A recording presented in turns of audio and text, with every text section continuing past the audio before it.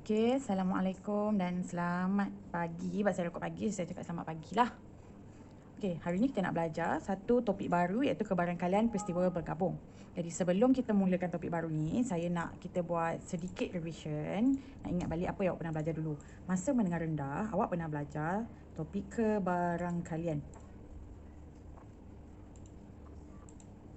Okey, masa topik ni, awak belajar contohnya, satu, awak belajar kebarangkalian untuk melambung duit shilling.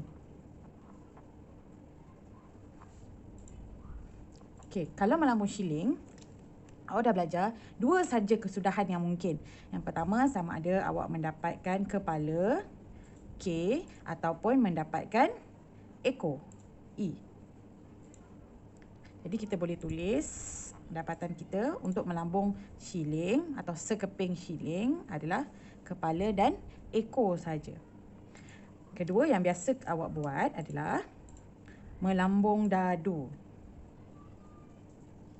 Melambung dadu, tapi dadu yang adil. Macam mana rupa dadu yang adil? Dadu yang adil yang ada 1 sampai 6. 1, 2, 3, 4, 5, 6. Ni yang biasa, sama ada dia tulis nombor ataupun dia buat titik-titik sampai 6 titik. Ini adalah melambung dadu yang adil. Okey, cara tulis, nak tahu apakah kemungkinan yang mungkin bagi sesuatu perkara, contohnya melambung 1 shilling, K atau E, kepala atau ekor. Eja pun boleh tahu, eja kepala, eja ekor, tak ada masalah. Ataupun melambung dadu adil, ada 1, 2, 3, 4, 5, 6 sahaja. So cara tulis adalah dengan cara menggunakan koma yang mengasingkan setiap satu kesudahan. Kanda jangan marah-marah, takut nanti lekas tua. Dinda setia orang. Okey, maaf atas gangguan sebentar tadi. Okey, saya ulang balik. Kesudahan untuk melambung shilling sama ada kepala atau ekor. Kesudahan melambung dadu adil adalah 1, 2, 3, 4, 5 atau 6. Ini semua adalah kebarangkalian yang satu saja. Dia bukan yang bergabung. Bergabung maksudnya dia akan jadi dua perkara. Macam mana kebarangkalian bergabung nanti kita tengok. Kita tengok macam mana contoh kebarangkalian bergabung pula. Okey, cuba tengok satu soalan. Contoh soalan peristiwa bergabung. Melambung sekeping duit shilling sebanyak 2 kali. Okey, kita semua tahu kalau kita melambung duit shilling, sekali baling kita dapat sama ada kepala atau ekor. Saya guna perkataan atau tau sebab ni kita belajar kebarangkalian, iaitu kemungkinan. Kemungkinan membaling sekeping duit shilling adalah sama ada mendapat kepala atau ekor yang gambar dengan ataupun nombor tu lah. Jadi ni kalau balingan pertama. Kalau balingan yang kedua, mungkin dapat kepala dan ekor lagi. Boleh tak dapat lain selain pada kepala ekor? Tak ada kan? So, kalau yang pertama ekor, yang kedua mungkin kepala dan ataupun mungkin yang kedua ekor juga. So, awak tengok macam mana pembahagian dia. Yang ini adalah balingan pertama. Ataupun lambungan lah. Tadi kita guna perkataan lambungan kan. Kat atas ni lambungan pertama. So, lambungan 1. Yang ni pula lambungan 2. So, sekali baling mungkin dapat kepala atau ekor. Katakan dapat kepala. Balingan kedua mungkin dapat kepala lagi atau mungkin dapat ekor. Jadi kemungkinan yang setengah orang mungkin yang pertama dia baling dapat ekor. Yang kedua dapat kepala. Atau yang pertama dapat ekor, kedua dia dapat ekor juga. So, daripada gambar rajah pokok ni, awak boleh katakan bahawa kemungkinan untuk melambung sekeping duit shilling sebanyak 2 kali, hasil yang awak akan dapat mungkin kepala. Mungkin juga awak dapat kepala ekor. Mungkin juga dapat yang pertama ekor, yang kedua kepala. Atau awak dapat kedua-duanya adalah ekor. Macam mana cara kita nak tulis? Semua kemungkinan ataupun nama bagi semua kemungkinan itu adalah bilangan semua kesudahan yang mungkin. Awak boleh tulis sebagai KK, kepala ekor, ekor kepala dan kedua-duanya ekor. Tutup dengan kurungan bunga. Okey, awak tengok kepala, ekor, kepala ni dia tak sama. Sebab apa? Sebab dia ada turutan. Kita guna sekeping saja duit shilling tapi 2 kali baling. Mungkin kali pertama kepala, kali kedua ekor tak sama dengan kali pertama ekor, kali kedua kepala. Jadi kita anggap ni sebagai 2 kesudahan yang berbeza. Jadi bilangan semua sekali adalah 4 kemungkinan sahaja dan bilangan itu kita tulis sebagai NS sebagai 4.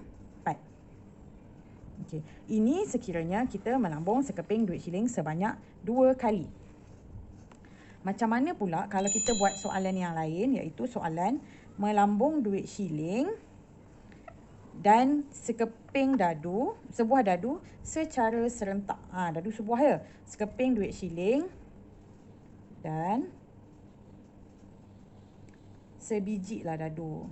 Sebiji dadu serentak. Okey, kalau duit shilling awak tahu, duit shilling sama ada kita akan dapat kepala atau ekor. Untuk dadu ada berapa muka? Ada 6 kan? Sama ada dapat 1, 2, 3, 4, 5, 6. Bila kita baling serentak, sekali baling serentak, dadu mungkin dapat 1 dulu, mungkin dapat 2, mungkin dapat 3 dan seterusnya. Dan setiap nombor yang keluar ni, mungkin shilling yang akan terhasil adalah kepala ataupun ekor. Jadi macam mana cara kita nak lukis gambar raja pokok dia? Paling senang awak cari yang mana mempunyai kemungkinan yang paling banyak. Antara dadu dengan duit, dadu lagi banyak sebab ada 6, duit ada 2 saja. Jadi kita ambil dadu dulu.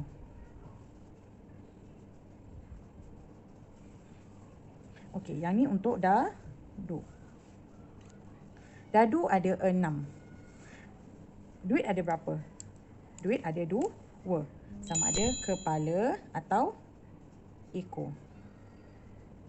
Jadi untuk setiap nombor, awak kena bagi dia kemungkinan bagi setiap duit juga. Kepala, ekor. Kepala, ekor. Kepala, ekor. Kepala atau ekor. Yang ni duit.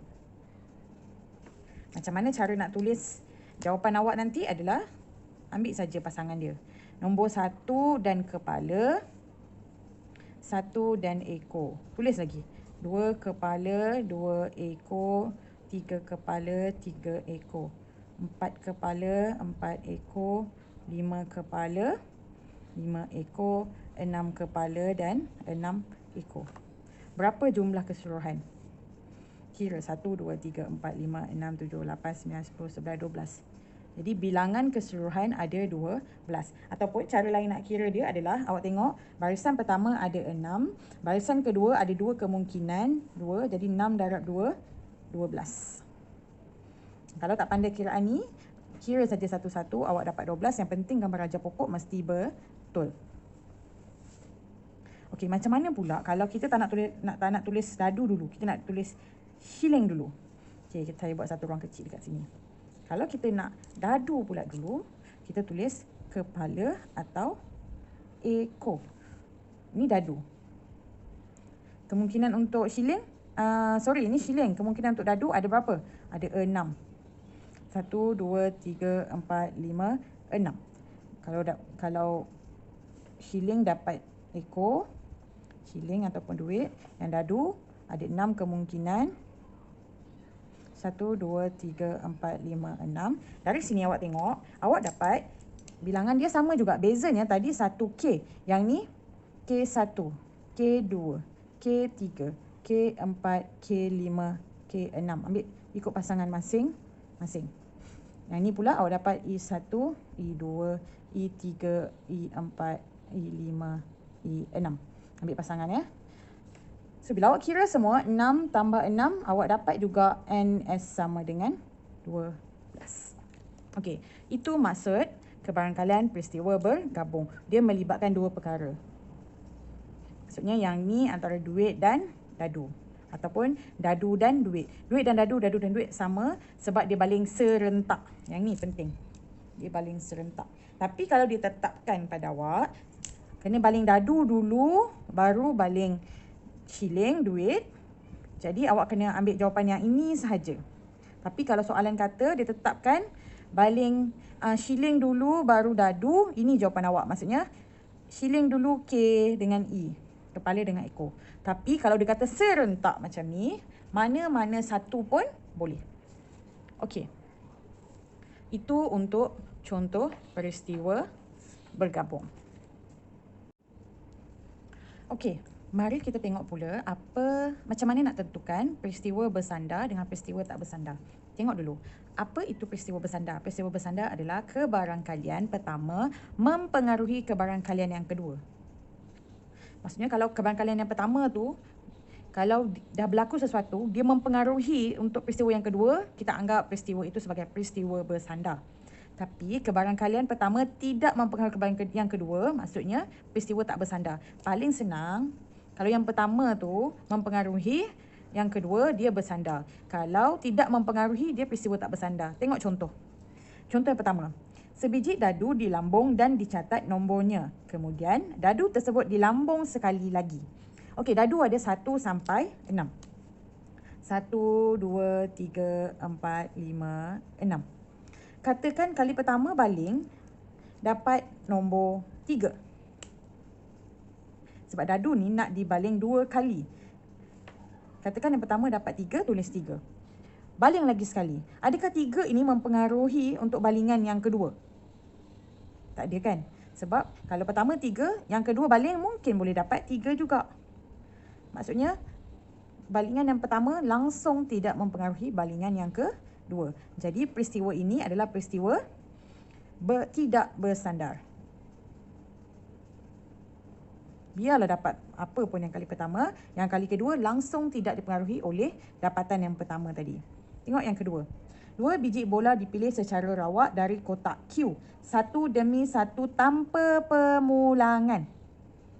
Okey, 2 biji bola dipilih.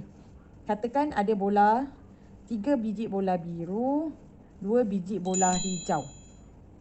Kalau kita kena ambil satu demi satu tanpa pemulangan, kalau kali pertama awak dapat 1 biru, kedua boleh tak dapat biru lagi? Boleh. Tapi kemungkinan untuk dapat biru semakin rendah. Sebab apa rendah? Sebab biru daripada 3 biji sekarang dah jadi 2 biji sahaja. Sebab kali pertama biru yang ambil tu simpan, tak letak balik. Ataupun contoh macam ni. Kita ada 3 batang marker pen. Kebarangkalian untuk ambil 2 batang pen secara satu persatu daripada 3 ni. Okey, katakan kali pertama saya ambil merah dan merah ni saya pegang. Saya tak letak balik. Efek tak untuk awak pilih kali kedua bila merah ni tak letak balik? Ada perubahan kan? Sebab kali kedua awak takkan dapat merah dah. Sebab bila kali pertama dapat merah, kali kedua takkan dapat merah. Tapi kalau yang pertama saya ambil merah, lepas tu letak balik, yang kedua boleh lagi dapat merah. Sebab tadi letak balik kan? So kalau dia letak balik, dia adalah peristiwa tidak bersandar. Tapi disebabkan dia tak letak balik, sama macam bola tadilah, tak letak balik, dia jadi peristiwa bersandar sebab kebarangkalian yang kedua bergantung kepada kebarangkalian yang pertama tadi. So bagi kes ni, dia adalah kes bersandar.